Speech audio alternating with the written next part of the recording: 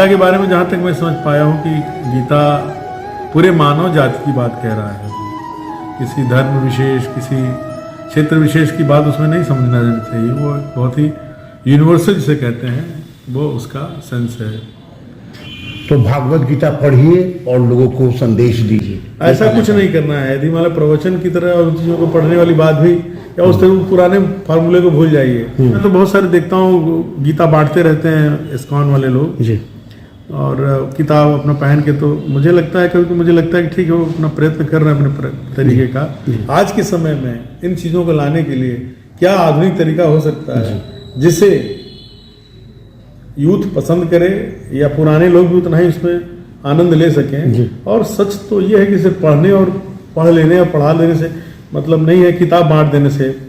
असल में इसका जो संदेश है, वो संदेश किस तरह से सबसे ज़्यादा आपका वो कौन सा प्रकार होगा कि सबसे आसानी से उन तक पहुंचे और उसको ग्रहण करने में तत्पर रहें, उन्हें अच्छा भी लगे। प्रकार होगा कि सबसे आसानी से उन तक पहुंचे और उसको ग्रहण करने में तत्पर रहें, उन्हें अच्छा भी लगे। और इसमें मैं नहीं कहता कि आपको पुरातन से आपका आग्रह नहीं होना चाहिए और नित्य नया ही सिर्फ सोचना चाहिए, लेकिन सम्यक रूप से, संतुलित रूप से दोनों का महत्व है।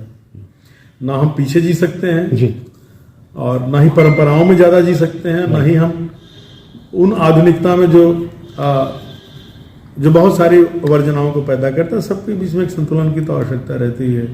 सच में तो रोज का दिन है ये, जिस तरीके की चीज़ें गीता में हैं वो हमारे रोज का है, जीवन का हिस्सा है। जीवन को जीने के लिए तमाम चीज़ें उसमें ऐसी हैं जो सहायक हैं, और वो एक तरीके का फार्मूला है जीवन जीने का, जिसने कोई भी विषय छूटा नहीं है जहाँ तक मैं समझ पाया हूँ। इसलिए दुनिया के महान लोगों ने इसका अध्ययन किया, इसके बारे में पढ़ा है। आप अपने जीवन में भी देख सकते हैं जो उनके संदेश हैं कि किस तरीके से उनके संदेश हमारे कितना काम आते हैं इस जीवन को जीने में हर तरीके से। HBHW न्यूज़ भारत से जुड़े, भारत भावना से जुड़े, अर्थात हम और आप अपने भारतीय होने पर अपार गर्व का एहसास करें।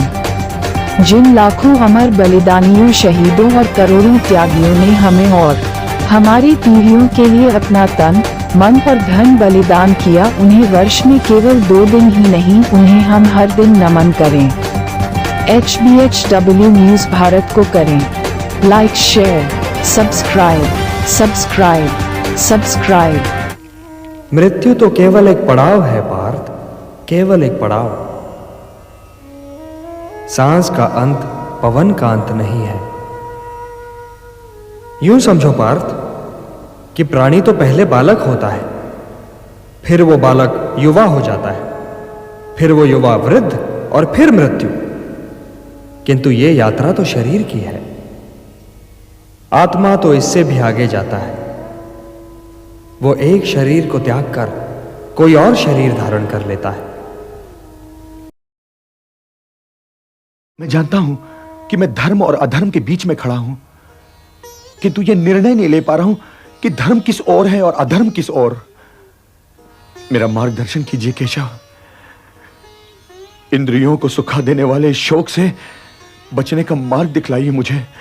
जीवन में ऐसे बहुत से क्षण आते हैं जब व्यक्ति मानसिक द्वंद में फंसकर किंग कर्तव्य विमूढ़ की स्थिति में पहुंच जाता है, अर्थात वह ये निर्णय नहीं ले पाता है कि मुझे इस परिस्थिति में क्या करना चाहिए, क्या नहीं करना चाहिए, क्या धर्म संगत है और न्याय संगत है और क्या अन्याय और क्या धर्म है। ऐसी ही स्थिति में जब अर्जुन फंस गए थे तो भगवान कृष्ण ने उन्हें गीता का ज्ञान और मार्गदर्शन दिया था। गीता जीवन मूल्य, लक्ष्य, कर्तव्य, न्याय अन्याय, धर्म अधर्म को समझते हुए आदर्श कर्तव्य, कर्म और व्यवहार करने की कला है। परम भागवत पर ब्रह्म भगवान कृष्ण के श्रीमुख से जीवन को कुशलता पूर्वक, न्याय पूर्वक और धर्म संगत जीने की समझ और ज्ञान विज्ञान का मार्गदर्शन, संपूर्ण मार्गदर्शन करती है यह गीता का उपदेश। ये किसी व्यक्ति, संप्रदाय अथवा पंथ विशेष के लिए नहीं, बल्कि पूरे विश्व और संपूर्ण मानवता को जीवन जीने की कला सीखने में सक्षम है, और इस पर चलने वाला व्यक्ति संतुष्ट, शांत और जीवन जन्म के लक्ष्य की तरफ सरलता से बढ़ पाता है। मैं संजय दास गुप्ता, इसमें पटना के आर्ट कॉलेज जो काफ़ी ख्याति प्राप्त है, पटना विश्वविद्यालय के अंतर्गत आते हैं पटना आर्ट कॉलेज के प्रिंसिपल श्री अजय पांडे सर के पास मुलाकात करेंगे। आज विश्व गीता डे पे आज हम लोग बात करेंगे। गीता हमारा जो सब कुछ है, भागवत गीता पे सब कुछ हो रहा है, विश्व के लोग उसको फॉलो कर रहे हैं, उसके बारे में हम लोग बात करेंगे। प्रिंसिपल साहब नमस्ते, स्वागत है आपको चैनल में। आज भगवत गीता डे है, क्या कहना है आप, क्या बताएंगे हमारे देशवासी को? कहने के लिए जरूर आज गीता डे है, लेकिन ये तो सच में तो रोज का दिन है। ये जिस तरीके की चीज़ें गीता में हैं वो हमारे रोज का है, जीवन का हिस्सा है। गीता के बारे में जहाँ तक मैं समझ पाया हूँ कि गीता पूरे मानव जाति की बात कह रहा है। किसी धर्म विशेष, किसी क्षेत्र विशेष की बात उसमें नहीं समझना चाहिए। वो बहुत ही यूनिवर्सल जिसे कहते हैं वो उसका सेंस है। पुरुषार्थ की बात करते हैं, कर्म की बात करते हैं, और रण क्षेत्र में डटे रहने के बाद जीवन को जीने के लिए तमाम चीज़ें उसमें ऐसी हैं जो सहायक हैं। और वो एक तरीके का फार्मूला है जीवन जीने का, जिसने कोई भी विषय छूटा नहीं है जहाँ तक मैं समझ पाया हूँ। इसलिए दुनिया के महान लोगों ने इसका अध्ययन किया, इसके बारे में पढ़ा है। महाभारत तो बहुत बड़ा ग्रंथ है, लेकिन एक छोटा सा गीता उसमें जो हिस्सा है वो बहुत ही विशेष इसी मायने में है कि आप अपने जीवन में भी देख सकते हैं जो उनके संदेश हैं कि किस तरीके से उनके संदेश हमारे कितना काम आते हैं इस जीवन को जीने में हर तरीके से, और तमाम उदाहरण दिए जाते हैं। अब इससे बड़ा क्या होगा कि जीने का रास्ता बताती है हमको, और यह सबके लिए जहाँ तक मैं समझता हूँ। और जो आजकल जो लोग यंग जो जनरेशन है वो थोड़ा भटक रहे हैं, दूसरे दिग्भ्रमित हो रहे हैं। मॉडर्न जो पॉलिटिशियंस लोग हैं दिग्भ्रमित कर रहे हैं। लोग जो हमारे युवा है खासकर उन लोग उतने सम्मान के साथ नहीं करें। ये गीता उनको काफ़ी मार्गदर्शन देगा। पांडे सर क्या करना चाहिए? जिस दिग्भ्रमित की बात कर रहे हैं वो हर काल में रहा, कोई नई बात नहीं है। यदि हमें चिंता है कि हमारे जो आने वाली पीढ़ी है वो हमारे इन मूल्यों को, जिनके बारे में हमारा आग्रह है, उनको जाने, तो उनके प्रयत्न होते रहने चाहिए। और मॉडर्न की वजह से कुछ ऐसा समय है कि सच्चाई जो आपके सामने है हम उससे मुंह नहीं मोड़ सकते हैं। हाँ, यदि लगता है कि इसी के बीच में इन महत्वपूर्ण चीज़ों को युवा तक कैसे पहुंचाया जा सके, तो जो इसमें अपनी जिम्मेदारी समझते हैं, या तो सभी लोगों की जिम्मेदारी है, ये करना चाहिए। लेकिन ये भाव की आवश्यकता नहीं है कि आज की जनरेशन ऐसा कर रही है वैसा कर रही है।